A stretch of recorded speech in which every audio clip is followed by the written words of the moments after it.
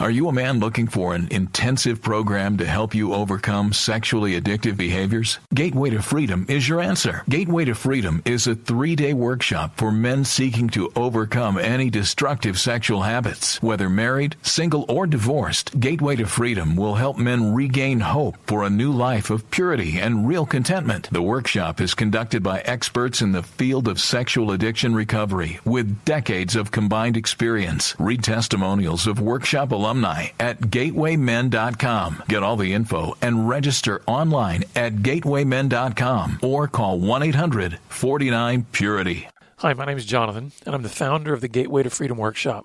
I want to personally invite you to register for our next workshop coming up August 18th through the 20th in Florida, just outside the most magical place on earth, Orlando. So call us today at 1-800-49-PURITY. That's 1-800-497-8748. or visit gatewaymen.com.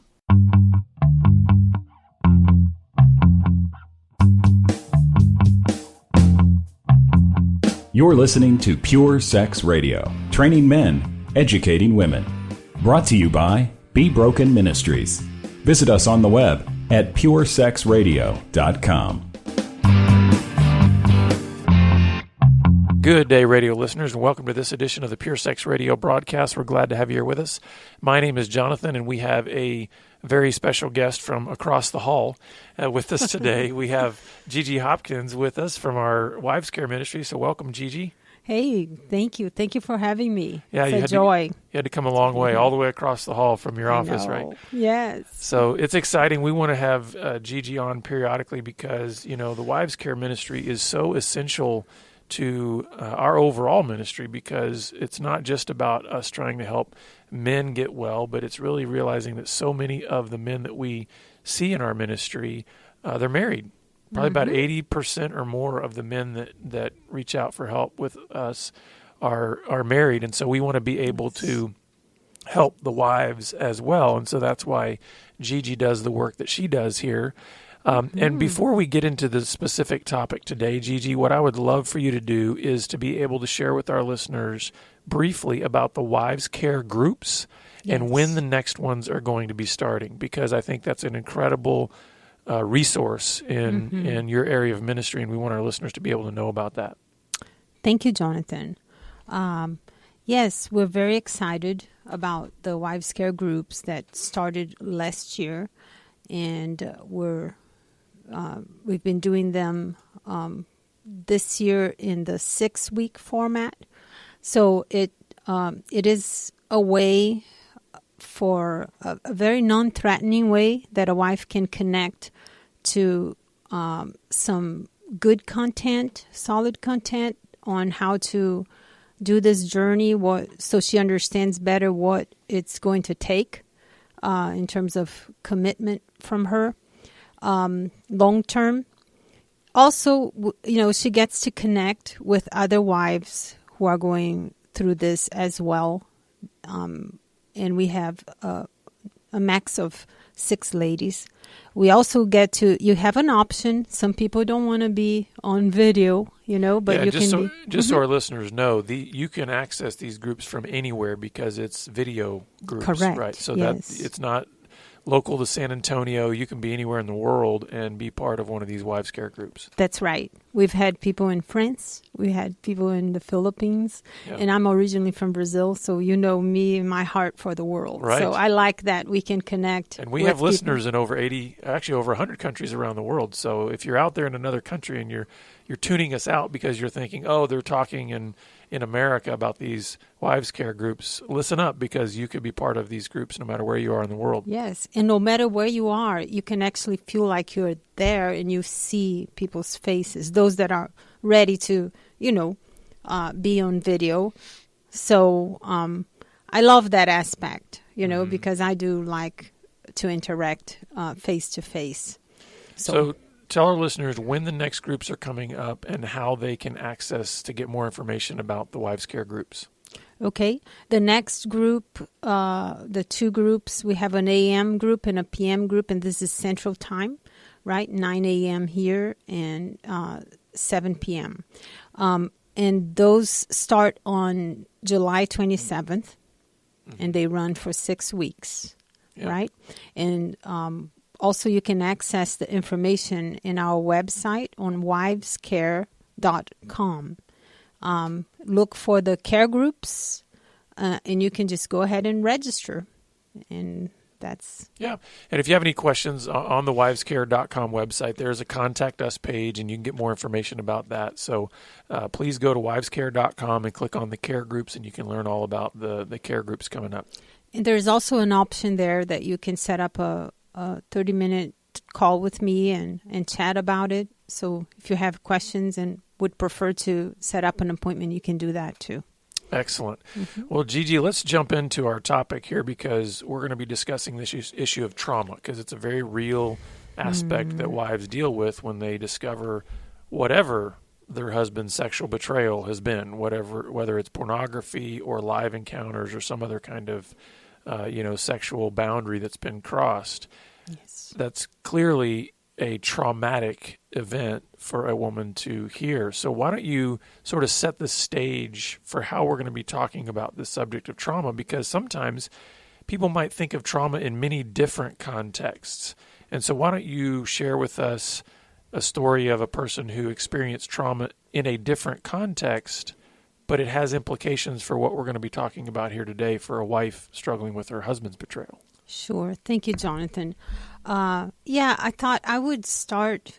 I want to share a story, and I have my dear, dear friend's permission to share some of this. Her name is Gloria Kotlarts. You can Google her, and you will probably find some YouTube videos about her story.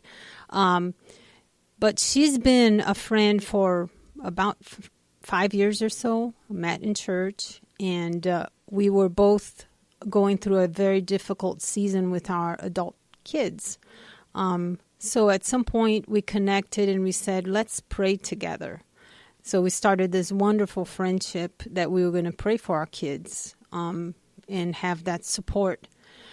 And we prayed radical, we just prayed. But we also realized that whatever we prayed for our kids, we also pray for ourselves. Lord, if we're ever straying, whatever it takes, bring us back, So it's not like, it's a different kind of a prayer, because we often smiled when we said, when people are going astray and something happens that's not that good and victorious or something, we're saying God is answering our prayers, He's getting their attention. Right. So anyway, it's been an amazing journey, and we could write a very long book of many stories, the way our prayers have been answered. Some of them have been very joyous, and some of them not so much. So last year, I was across the hall there, and I got a phone call. And my friend gave me the very sad news that her son had been murdered. Okay. And I still get goosebumps just talking about it. I mean, it was traumatic for me as a friend. I've prayed for Colin with her many, many times. He struggled with addiction. And even though the family all came to know Jesus through him, he kept falling back on this. He would go to jail, for drunk driving and all. And he would go and preach the gospel there. Anyways, it's been a little over a year that this very difficult, traumatic event happened. And my friend has been going through all the normal grieving phases of that. And we've been walking through it together. And along the way, I just asked, some of the things that she was going through sounded very similar to some of the things I went through early in my crisis, my marriage crisis, as well as many of the ladies that I work with. So I asked Gloria, would you just write some of your grieving phases and what you feel and how it's been for you? And she did. So I asked her, and I'm going to just read one sentence, okay? Sure. Because this raises awareness. I think to me, it opened my eyes. this is very similar trauma, very different, and yet the kind of impact that it had on her emotionally and psychologically and physically. And that's the thing that we're wanting different. to clarify here, is that you can have very different circumstances that are producing trauma, but so many times the effects of trauma are very similar in terms of their emotional and psychological and even physical impact. Is that what you're saying? Correct, yes. So the actual circumstances of the context or the environment or the behaviors or the relationship, those can be very different. But if it's causing trauma, then kind of once we've been traumatized, we sort of enter some familiar territory where there's overlap in terms of how that affects us. That's right. It's so true. And we can even mention that a little more later, Sure. right? But but I'll give you an example here of what Gloria has shared. She said, the first few weeks of the sorrow hurt in a physical sense, and the crying was a loud wail or travail. I was physically exhausted. I could barely function without several naps a day. I had trouble focusing on even simple tasks. So this is just, and in my wives' care group, I do mention a few more of those. And I ask the ladies, raise your hand if you've ever felt this way. Right. And almost everyone raises their hands, you know. So all of that to say, I know that Doug Wise is one that has equaled this trauma to that of losing a child. And here I have this very precious friend and prayer partner that has suffered that. And I'm seeing that happening and kind of comparing notes and realizing this is really true. So, yeah, I think there's a lot of overlap there. So let's continue on with just giving a basic definition of trauma. I mean, how is trauma defined? Yeah, so if you just look dictionary definition, it says a deeply distressing or disturbing experience, like the death of a child. And I would say like betrayal. Yeah, like the betrayal of a husband, right? Correct. Yeah. And we Yes. could even flip that around, too, like the betrayal of a wife. So we don't want to dismiss the reality that this can go the other way, too. But since you're our wives' care manager, we're really going to be focusing on the wives Right. in this session, talking about the trauma that they go through. Yes. But again, like we said earlier, there can be similarities to the symptoms, regardless of the cause of your trauma, the symptoms that it can create. Because like you said, when you mentioned Gloria's quote there, you know, and all the ladies that have not experienced that same circumstance, but they've experienced the sexual betrayal by their husband, they have felt and experienced those same effects of trauma, right? That's right. And Yes. so we want to make sure that everybody kind of understands that. So this is still a session, while it's focused on wives, the application of how to deal with trauma could apply to just about any listener. Yes. And everyone is different. Absolutely. You know? So some may not do a loud wail, Right. you know, but how do you express deep, deep sorrow?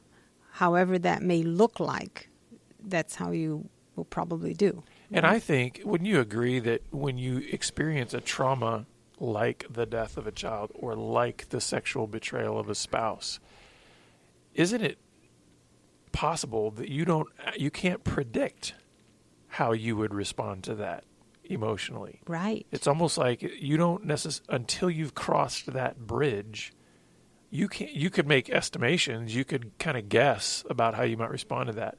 But until you've actually crossed that bridge, you don't know how you're going to react. You might assume on the front end, you know, my personality is kind of like this, and so I'll probably just, you know, I'll be reserved, whatever. And you cross the bridge, and next thing you know, you're screaming out the window of your car, you know, or something. Honestly, yeah, I think even I can speak for myself, you know, earlier when I was working through things in my marriage, I had reactions that are so irrational, so not me, of just hitting my pillow and looking crazy, you know? So it can be very surprising. And once you cross it, you will see how you'll learn a lot about yourself, I guess. Now, you gave the dictionary definition of trauma, but if you were to start to kind of put it in your own words based on your experience with wives and doing wives care ministry, are there any other ways that you might expand on that definition or try to help? You know, because I know for me, if I was going to just kind of put it in my own language, usually what I do when I talk to guys about trauma, because we deal with men and their histories and the things that they faced in their life growing up, and many of those instances are traumatic. And so I've always just kind of a very simple, common, man on the street definition. I often say trauma is anything that overwhelms your system. So it's too heavy, it's too much. It kind of breaks down your system emotionally, physically, maybe spiritually. It crushes you. Yes. I think mine, Jonathan, I'd probably say that it's an experience that throws you off balance. Your emotions are off. Your thinking is off. It just things that your composure, Right. So it's something that is deeply distressful, and it throws things off. Well, so maybe to give our listeners a little bit of a clearer picture of what this might look like, why don't you share some of the symptoms that can occur as a result of trauma? And by the way, listeners, before we finish today, we're going to get to some solutions. We're going to get to some good news. We're going to get to some things that are helpful and hopeful. Yes, absolutely. Yeah, but just some of the symptoms, it's just a sense of shock, denial, or disbelief, right? It's I consider that kind of computing things. My goodness, is this really my life? Is this kind of like an out-of-body experience? You're right. thinking things were one way, and now you realize that it's a whole different way that doesn't register with how you thought things were. Absolutely. And so there is sort of a sense, and I've heard that from many wives, of the idea of like instantly they feel like they're actually looking down on their life, kind of on an out-of-body experience, like this can't actually be happening to me, and everything gets sort of fuzzy and hazy and cloudy. I really agree with the feeling like you're in a movie, Yeah. and hoping that it was, you know, but it is. Yes, it's very much a shock. And then there's a lot of confusion and difficulty in concentrating. I think that's one thing too that can lead to. I know several friends that have really resorted to sleep and laying in bed. And you've got a whole list here, and we're not going to be able to comment on every single one, but I want to just read off some for the listeners. So things like anger, irritability, mood swings, anxiety, fear, flashbacks, nightmares, sleeplessness, inability to eat, even overeating, health problems, oversensitivity, easily triggered, feeling sad or hopeless. I can almost, as I'm reading these off, you can feel the weight of trauma.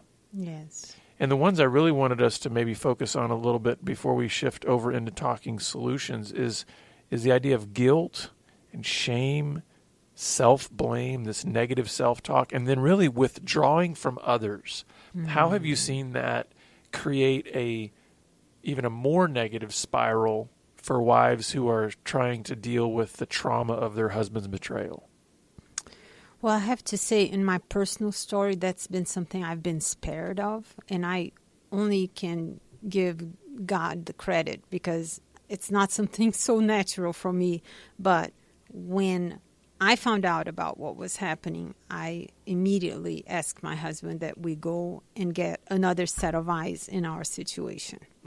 So I'm grateful for, but I've spoken with many, many wives who have taken a long time to take that step. And because, one, it's embarrassing to even acknowledge that this is happening to my marriage, you know. And it's also something that has really shaken your world as a woman.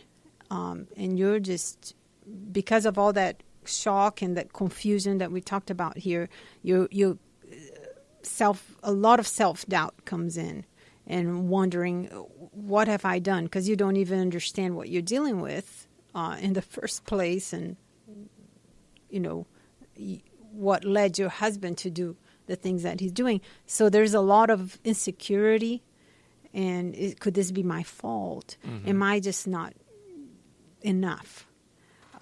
Big self-doubt. I think it's important to point out at this point, too, that trauma is very personalized. And so even if you line up 5 wives that have all had very similar experiences in terms of the ways in which their husband betrayed them sexually, you will get 5 unique reactions to that trauma, because each of those wives is different in the sense that they have different histories. They've got their own brokenness. They've got their own, personalities and all those kinds of things. And so speak a little bit to that idea of this, that trauma is personal. So this is not about shame. If you are looking at somebody who's going through a similar situation, let's say in a wives' care group, and you hear somebody else's story just the same as you, and it appears that they're handling it way better than you are. Right. This isn't about shaming one another, is it? It's about being able to say we react differently to the traumas in our lives. We do. And I think that's one big word of warning that I tell the ladies on the care groups, is just that don't compare yourself. That's not kind, because we do have very different histories, personalities, things that happen to us. All of that comes into play in a moment like this, that you're facing this shock and confusion, So I've seen ladies that had loss of a parent and never gave themselves permission to grieve that. And now this huge thing happens, and they talk about that loss, and they still get teary about it. So there are, I think, Jonathan, the way I see it, it's like this is like a huge, what do you call an earthquake in the water? Like a tsunami. Yeah. Okay. And it brings to the surface all those weaknesses and those spots and the things that have not been treated in our lives, And that's why I want to spend the last 5 minutes we've got here really talking about the hope that there is and the help that there is for those who have been heartbroken because of trauma. And listeners, just so you know, we're actually gonna post our show notes, because there's a whole lot more here that we're just not going to be able to get to on the broadcast itself. But I would like for us to get into what you had written down here, Gigi, as far as just some key scripture that can help somebody who is dealing with trauma to be able to recognize that this is not unknown to God, that's not something that he doesn't have any solution for, doesn't have any way to help. So why don't you share the hopeful aspect of dealing with trauma? Thank you. Yes, I do. Our God is into thorough work, right? He is doing a work in our hearts that is sanctifying increasingly. So even as I say this, that you have all these past traumas that are probably going to resurface and all of that, this can even be an overwhelming thought to you. But I just want to encourage our listeners to think that this is a process, and little by little, God is going to use this to do deeper healing than you've ever imagined. And I love this passage from Isaiah 61, which speaks of, it's a messianic passage speaking about what Jesus came to do. And it says that he has sent me here to bind up the brokenhearted, to proclaim freedom for the captives and release from darkness the prisoners, to comfort all who mourn, and to provide for those who grieve, to bestow on them a crown of beauty instead of ashes, the oil of joy instead of mourning, and a garment of praise instead of a spirit of despair. And talk about a spirit of despair that can land on a wife facing this trauma, you know.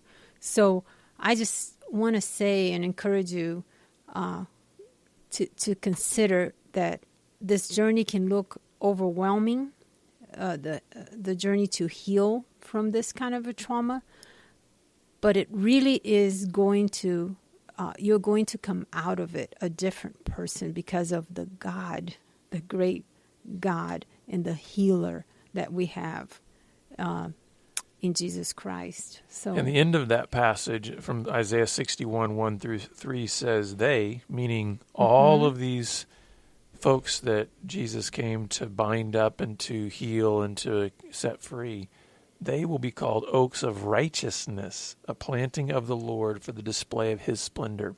And, you know, when you look through this passage, there's a bunch of words that would jump out that would immediately be words that somebody in the aftermath of a trauma would resonate with, like brokenhearted, captive, darkness, mourning, grief, despair. yes. But then the hope is that as you meditate and dig into this passage and recognize that this is about a personal relationship with Jesus, you start to see words like bind up, freedom, release, comfort, beauty, joy, praise. Yes. And you realize those things are all contained within the same passage. And so I think one thing that's a hopeful message for those who are dealing with trauma is recognizing that the Lord wants to walk through the trauma with you, bringing things like freedom and comfort and joy and praise within all of the brokenheartedness and the despair. So speak to that for just a minute as we close. Yeah, I just say that the Lord does beautiful work, Jonathan, In our mess, right? in our mess, in the circumstances that look unbelievable and a heartbreak, and we don't want to underestimate them. But when you step into healing, and it does take some courage to do so, right? Because you do need to get out of isolation, and you do need to get wiser, or those who are in a better place in your journey. But what I can tell you is that this passage is so true in a practical way that things do. There's so much hope, and you're going to become more and more like Jesus, you know. And one more thing that I think can be encouraging for those who experience trauma, basically the circumstances out of their control that have a profound, painful effect on them, is that Jesus experienced all these things in this passage. He experienced brokenheartedness. He experienced darkness. He experienced being bound as a captive. He experienced grief and mourning, and even if we look in the garden, he had a moment of despair. Lord, is there any other way? Father, is there any other way to take this cup away from me? And so he can identify with the trauma and the pain that you're feeling. And so who better to be able to help you through that recovery process and that healing process? That's right. Well, thank you, Gigi, for being with us and sharing this with us. And like I said, listeners, we're gonna share these show notes because there's a lot of good stuff in there as well. And just one more note about wivescare.com. You can go to that website to find out about the care groups coming up, and go there soon because they will fill up. So please, go to wivescare.com and reserve your spot on one of those groups. And we look forward to having you back here again next time on the Pure Sex Radio broadcast. Pure Sex Radio is paid for by Be Broken Ministries. Visit us online at puresexradio.com.